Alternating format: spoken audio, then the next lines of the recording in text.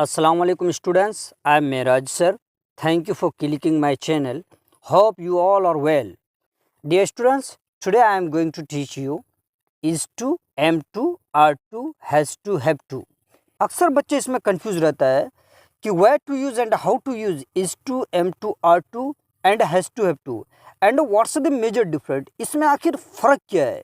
So don't waste time. Let's learn. is to, am to, are to इसका meaning ना है and has to have to इसका meaning पड़ता है। At first आप इन सब का स्ट्रक्चर जानें।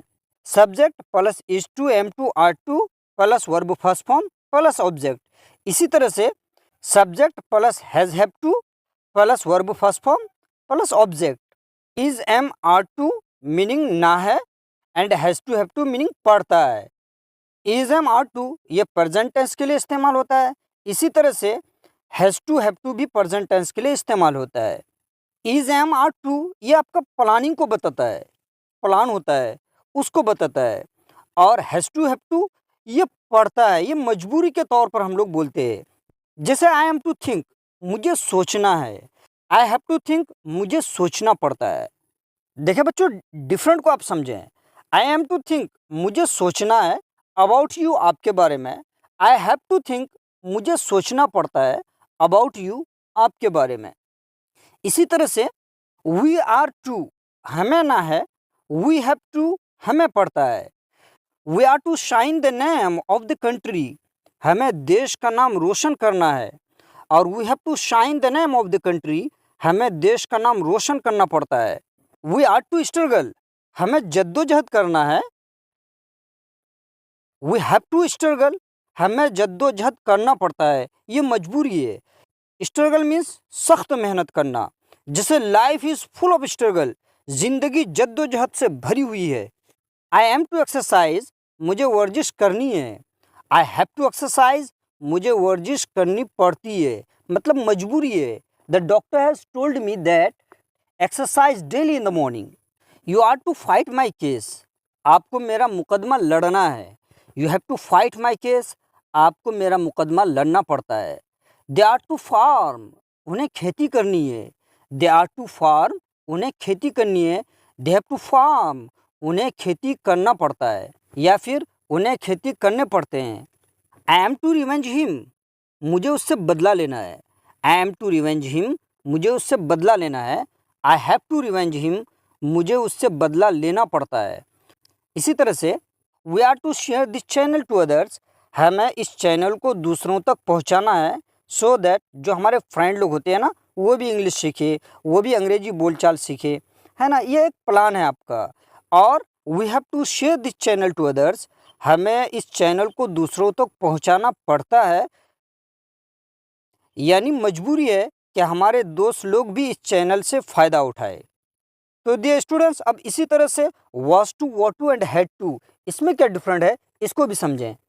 वाज वर टू ना था आपको सोचना था। You were to think about me मेरे बारे में। और हैड टू उर्दू मीनिंग पढ़ा या पढ़ता था।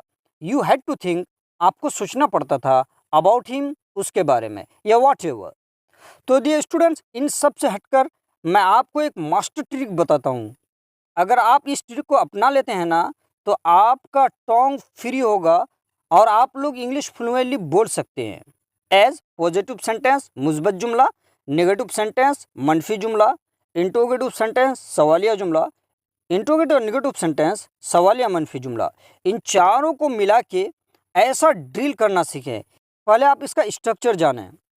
Subject plus was were to plus verb first form then object meaning ना था।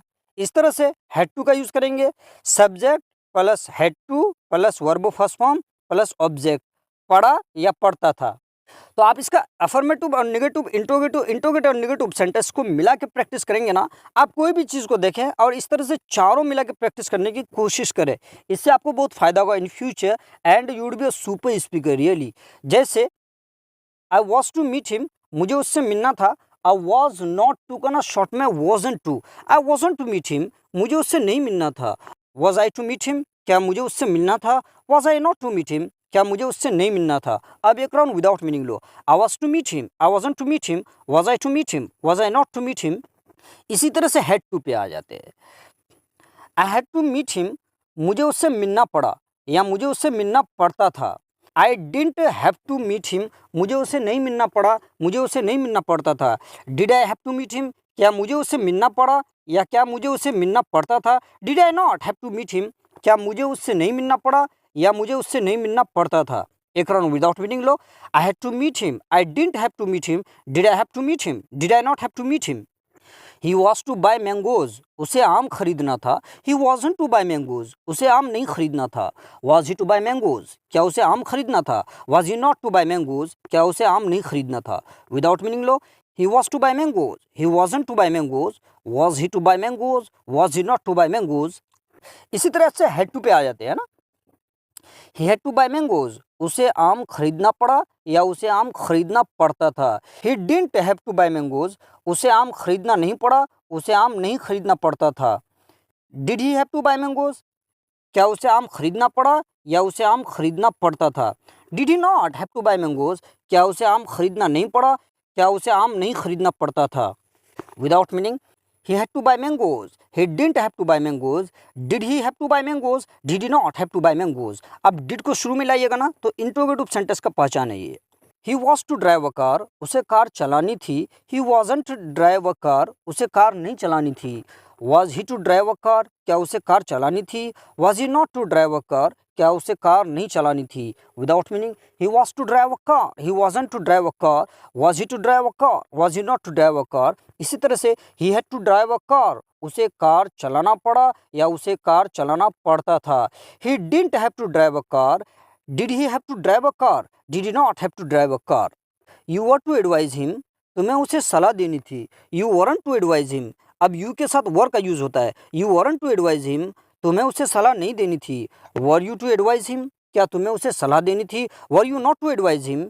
क्या तुम्हें उसे सलाह नहीं देनी थी। Without meaning. You were to advise him. You weren't to advise him. Were you to advise him? Were you not to advise him?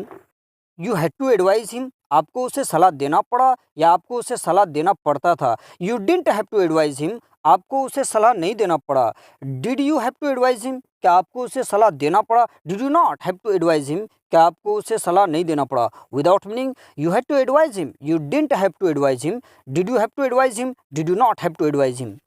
आप ओरली कोई भी चीज़ को देखें ना तो आप ऐसा प्रैक्टिस करें। यू वर टू गो, आपको जाना था। You want to go, were you to go, were you not to go. You had to go, you didn't have to go, did you have to go, did you not have to go. इससे क्या होगा ना बच्चों कि आपका टंग free होगा।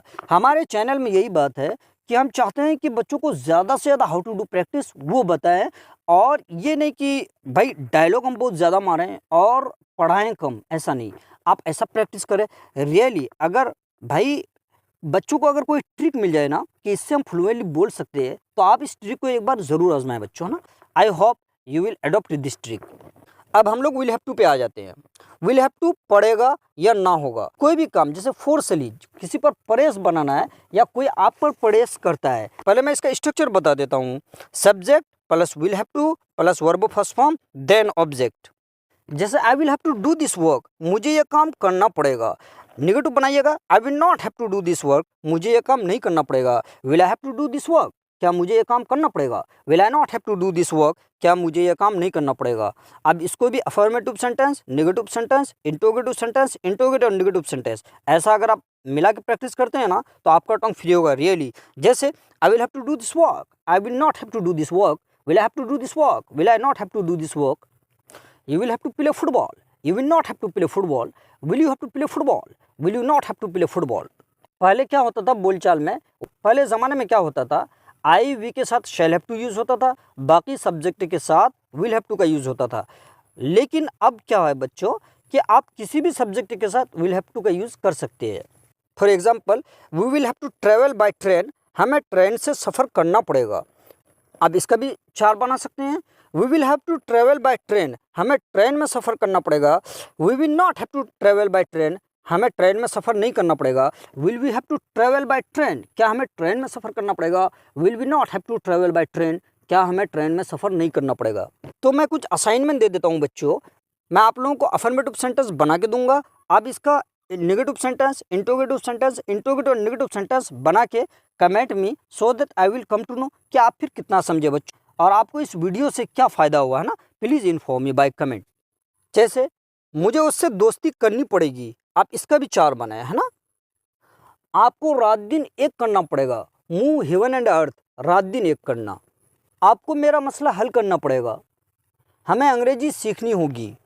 Last में मैं आपको एक पॉइंट और बताता हूँ जिससे आप हैव टू से लेकर was to, were to, had to, will have to तक आप ऐसा प्रैक्टिस कर सकते हैं। जैसे I am to help you, मुझे आपकी मदद करना है।